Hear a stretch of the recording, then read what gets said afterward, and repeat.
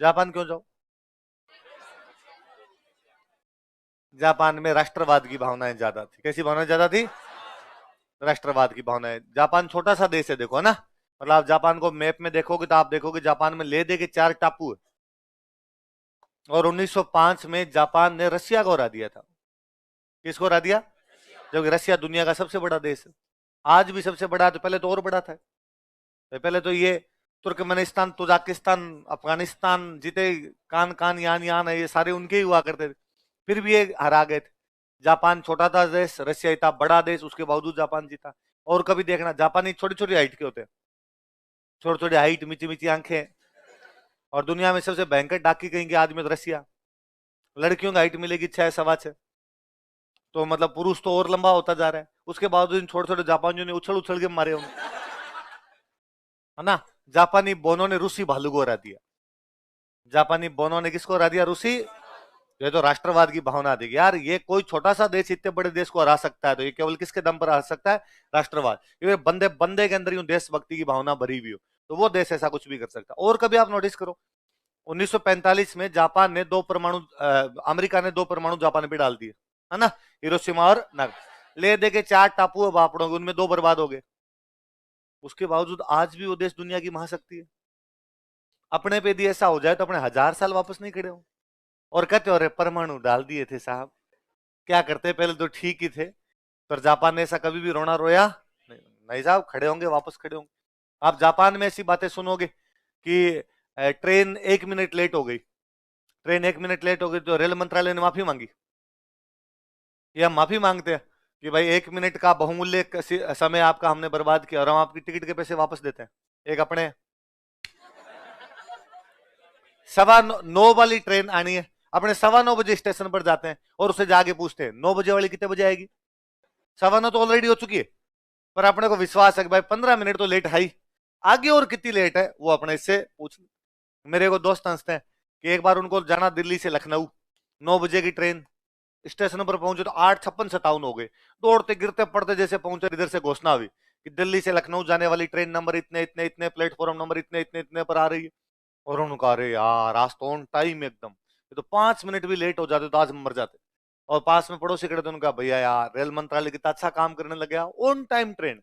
उनका ट्रेन कब की है आपकी? कहा, आज वाली। कहा, ये कल वाली आ रही, 24 घंटे लेट है।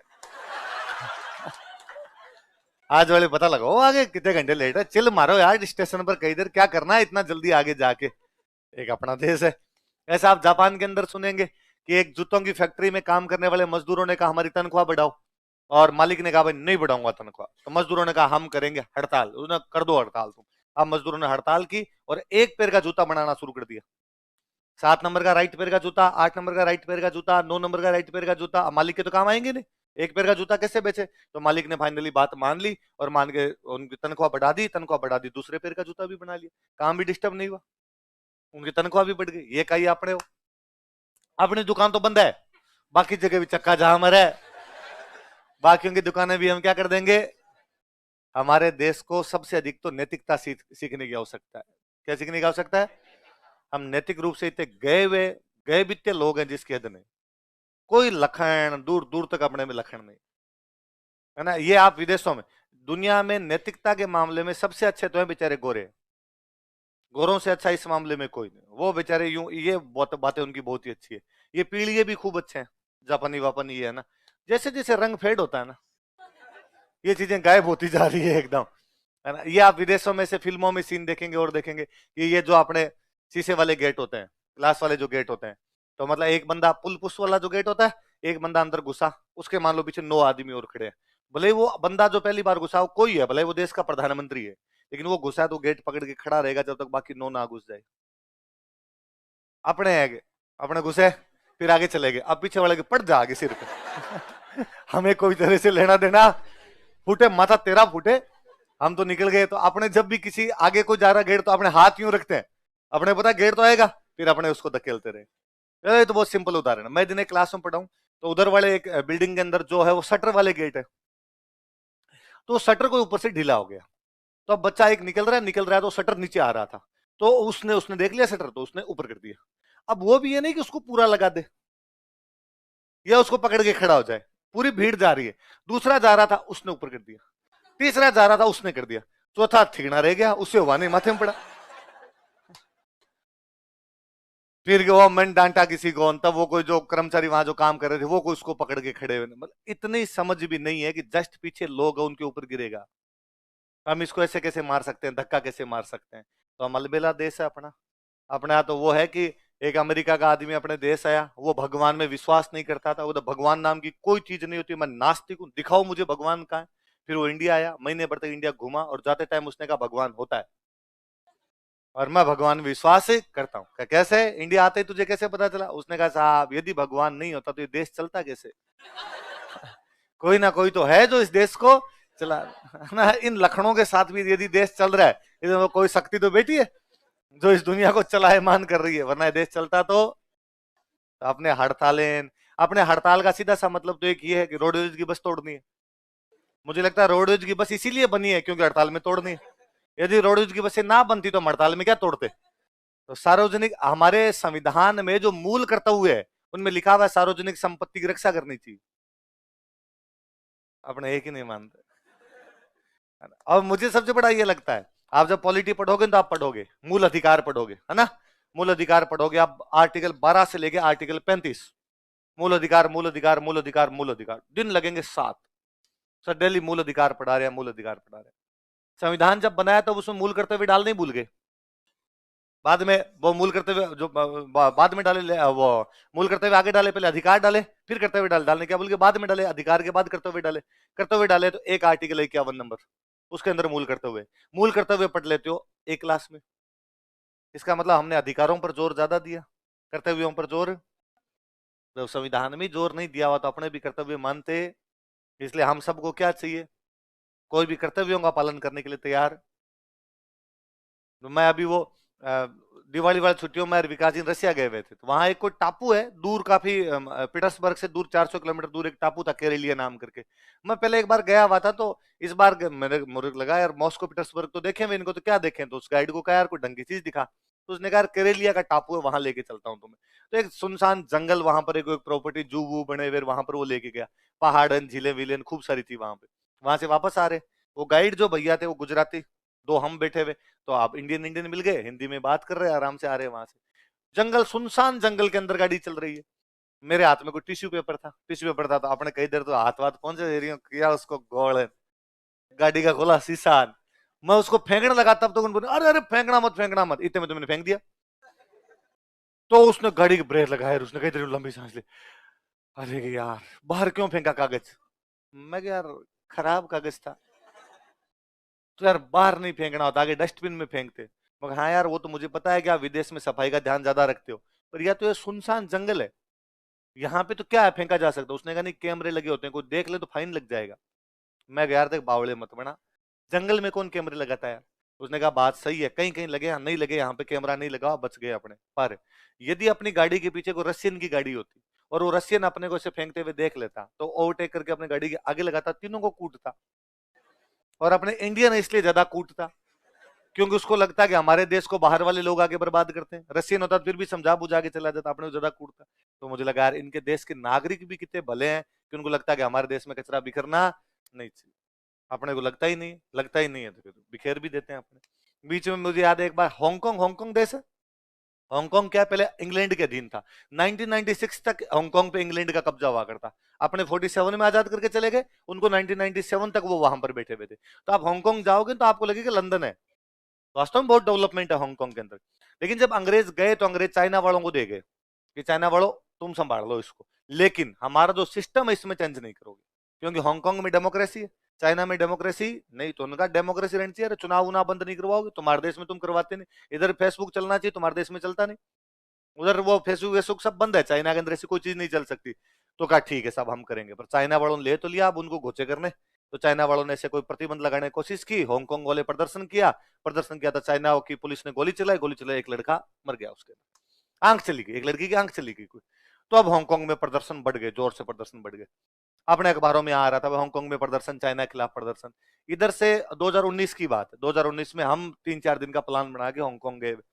अब हम हांगकांग पहुंचे, उस दिन अपने अखबार में ही हांगकांग में प्रदर्शन तेजी से, घर वालों ने फोन किया, घर वालों ने फोन किया, कहाँ है तुम? मगर हांगकांग। कब मरने गया? वहां पुलिस का इतना भयंकर चल रहा है, वहां लाठी भाटा जंग चल रही है, और तू वहां पे गया, काम आ जाओगे? देश की लाश भी नहीं पहुंच पाएगी हमारे यहाँ तक। तो हमने कहा नहीं नहीं, हमने तो ऐसा कुछ नहीं देखा, अखबार में है, टीवी वाले बता रहे हैं हांगकांग में प्रदर्शन चल रहा है। अब हम वहां 4 दिन घूमे, 4 दिन में हमें कहीं कोई प्रदर्शन दिखाई नहीं।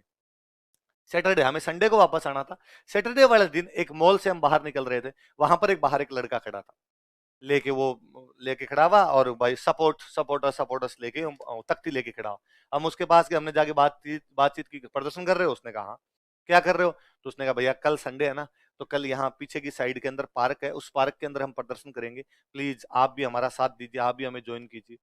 मैं कल क्यों करोगे? तो उनका कल संडे है ना, तो कल छुट्टी है, तो आज क्यों नहीं किया तुमने? तो आज तो हम ऑफिस गए थे।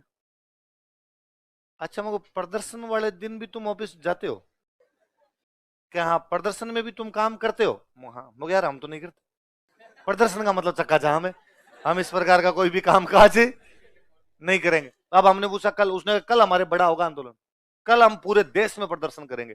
तो हमें डर लगा, हमें लगा यार कल पूरे देश में प्रदर्शन है। इधर से हमको घर वालों का फोन आया कि टीवी में आ रहा है अपने कि कल फ्लाइट्स होगी बंद, एयरपोर्ट को घेरेंगे प्रदर्शनकारी, तो तुम आओगे कैसे? वो यार ये और मरा है। हमने हमारे गाइड से पूछा कि कितने बजे की फ्लाइट है? उसने कहा 1 बजे की फ्लाइट है। अपने कितने बजे जाना है? तो उसने कहा अपने को 11 बजे वहां पहुंचना पड़ेगा, 2 घंटे पहले पहुंचना पड़ेगा। तू कितने बजे आएगा? तो उसने कहा मैं 10 बजे आ जाऊंगा, 45 मिनट का रास्ता है, मैं आपको एयरपोर्ट छोड़ दूंगा। मैं 10 नहीं, तू 8 बजे आ जा।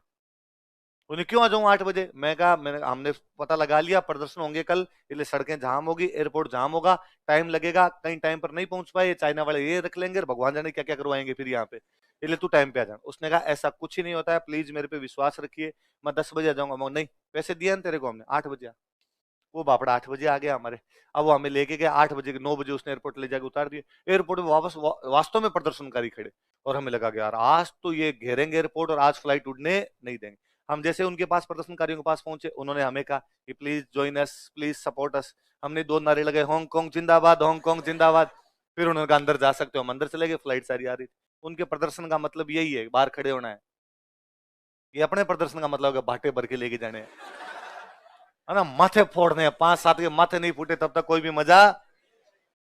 कोई भी देश अपने नागरिकों से महान बनता है। किसे महान बनता है? देशों की शासन व्यवस्था कतई देशों को सुधार नहीं सकती। जब तक उसके नागरिक महान नहीं होंगे तब तक कोई भी देश महान नहीं बनेगा। और अपने तो दिनों दिन गिरते जा रहे हैं, गए बित्ते की हद तक पहुंच गए अपने। मतलब क्या जमाना आया है कि मर्डर के आरोपी को जमानत मिलती है और हम उसके माल्यार्पण करने के लिए जाते हैं। क्या जमाना है कि जेल से लेके उसको घर तक हम गाड़ियों के काफिले के साथ छोड़ने जाते हैं और अखबारों में देते हैं भाई को जमानत मिलने पे हार्दिक बधाई, है स्टेटस लगाते हैं लोग। वैसे जब हम समाज में ऐसे लोगों को महिमा मंडित करने लग जाएंगे और बाद में भी हम चाहते हैं कि समाज सुधरे, तो ये तो कैसे भी नहीं हो सकता। एक दिन वो बच्चे मेरे से कर रहे थे, सर पेपर लीक हो रहे हैं, आप कुछ बोलते नहीं, पेपर लीक हो रहे हैं, आप कुछ बोल नहीं रहे। क्या बोलना है? कौन ऐसा आदमी है जिसके पास पेपर है और वो मना करे? अपने सारे ही चाहते हैं कि कहीं ना कहीं से जुगाड़ बैठ जाए। हम तब तक ईमानदार है जब तक बेईमानी का मौका नहीं मिल रहा, है ना भाई। तब तक हम ईमानदार है कि हमें बेईमानी का मौका नहीं मिल रहा है। तो honesty is lack of opportunity, अवसरों की कमी ईमानदारी है। जिस दिन जिसको मौका मिलता है दोनों बांध भर भर के लेता है। इसलिए नैतिक रूप से हम पतित लोग हैं, नैतिक रूप से अच्छे जापानी है। जापानियों का आज भी ऐसे कैसे सुनोगे कि फुटबॉल मैच खेला जापान की टीम ने, वापस आते टाइम पूरे मैदान की सफाई की। अपने यहाँ कोई इतना बड़ा प्लेयर बन जाए उसके बाद उसको मैं और सफाई करूं, मैं मेरे जूते के फीते नहीं बांधू, उसके लिए भी एक दूसरा आदमी मैं रखूंगा। तो देश किससे महान बनता है? तो केसरी सिंह बारट उस दिन कह रहे थे कि एशिया में जापान है, जापान में राष्ट्रवाद की भावना है, जापान में स्वाभिमान है, जापान के अंदर ईमानदारी है। इसलिए बच्चों को इंग्लैंड ना भेजा जाए, कहां भेजा जाए? उनको मेयो कॉलेज ना पढ़ाया जाए, कहां पढ़ाया जाए? क्षत्रिय कॉलेज। उनको इंग्लिश ना पढ़ाई जाए, क्या पढ़ाया जाए? पहले बड़ी बात है। अब लिखो केसरी सिंह बारट की पुस्तकें, बुक्स।